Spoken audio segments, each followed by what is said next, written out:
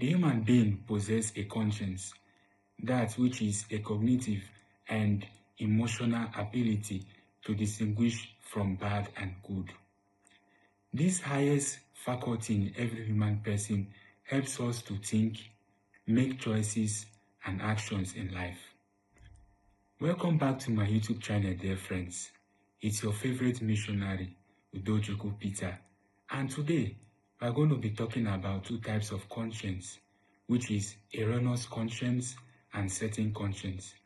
And also we're going to look at how these types of conscience has affected us and how we have used this type of conscience to affect others. First of all, what is erroneous conscience? Erroneous conscience is the act of judging a particular thing incorrectly. That is, when something stands to be good for you, it is bad. Also, when something stands to be bad for you, you think it is good. Then, what is certain conscience?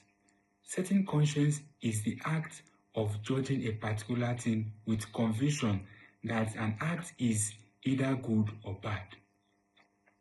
Moving on, we see in life today we tend to use our erroneous conscience in affecting ourselves and also affecting the other person.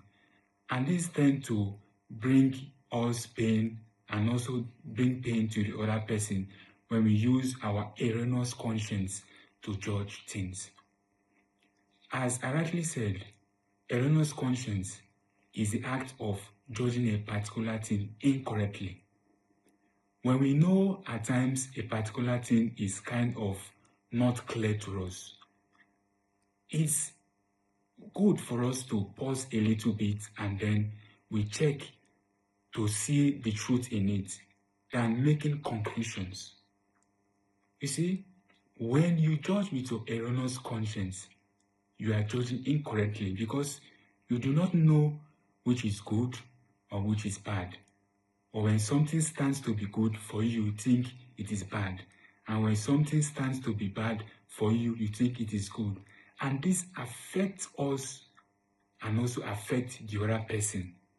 And this affection can be in a negative sense. Moving on, we all know that life is all about certainty. This is this and this is that. The certain conscience is very paramount and is very recommendable to use. Why? Because it's the act of being convinced that an action is bad or good. For instance, you are in a situation whereby you know that what this person did is wrong. As a human person, you are convinced with all your evidence and all your facts that yes, what this person did is wrong. And secondly, what this person did is bad. That